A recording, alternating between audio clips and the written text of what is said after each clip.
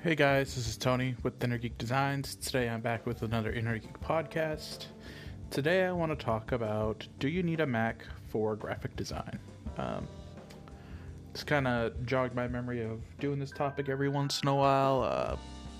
President of the company I work for is asking about a laptop or a computer for his son and what he needs, so kind of want to talk about this. There's a kind of a notion in the design world that you need a Mac for graphic design or an Apple computer. The rumors are, they're made for design, they're made for creatives, they're tailored for us. The honest answer is no, they're not. They're maybe hindered towards you, except for recently. But like how I started all of my podcasts, I want to talk to you about what I'm doing as a freelance designer, what I'm doing as a in-house designer, just to give you some look behind the curtain and maybe give you some insight in what you can do as a designer. To start, as a freelance designer, I got the website done that I've been working on for a couple weeks, so that is done and live now. Been taking a little bit of time to cool off and, breathe. I've been doing some personal designs, getting my Redbubble store up to date. Me and my girlfriend have been looking at maybe heat transfer shirts and doing that in here. And doing that for, trade shows and stuff. We're looking at it, getting more information on what it would take to do it and such.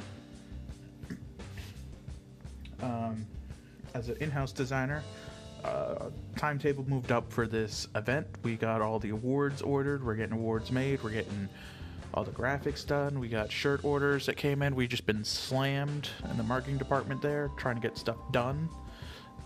It's countdown to the end of the month now for that trade show, and then we're going. And then I'll be going Sunday, coming back Tuesday. It should be a decent trip. I don't know if it'll be good or bad, but we'll see how it goes.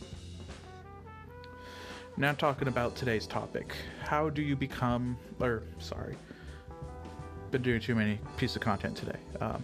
Do you need a Mac for a PC? Or do you need a Mac or a PC for graphic design? That one. Macs are stupidly expensive. They look nice. They look nice when you're in a coffee shop and you're working. But they don't really add anything that a PC can't do. So if you were, looking for price saving, you're not going to lose anything by working on a Windows or a PC machine. As long as it has all the right specs, you can make it work. The only thing you might be hindered on is screen and screen quality.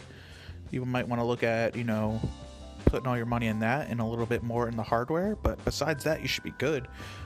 You can get a decent, desktop computer for about $400 to $600 that will do all that you need for graphic design. Graphic design doesn't require that much work, or it doesn't require that much horsepower. If you want to do stuff outside of it, yes, you need more horsepower, but not too much on top of that. So what kind of specs are you looking for when you're getting a computer? You want an i5 or a Ryzen 5. That's the minimum for graphic design. i5 will kind of, be a quad core. I think they might have hexacores now. I think they're just quad cores all now across the board. Ryzen 5, you'll have, I think, quad cores and hexacores also. I have to look at the specs again. But if you want a really premium desktop, go Ryzen 7 or i7 or i9 if you're crazy. You're gonna want at least 8 or 16 gigs of RAM. That'll be your minimum. You can always go more. Storage is stupidly important. That's something people skip on all the time. You want SSD storage, and then graphics.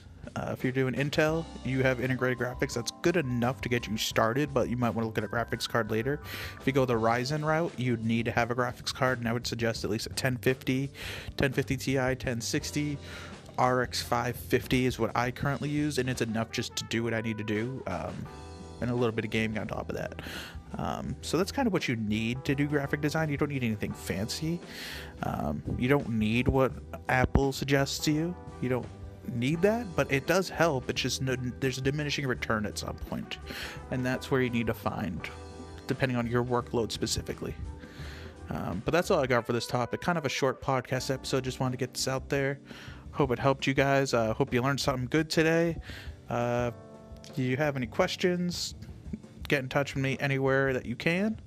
And I'll see you guys in the next one. Bye. The podcast you just heard was published with Anchor. Got something you want to say to the creator of this show? Send them a voice message using the Anchor app, free for iOS and Android.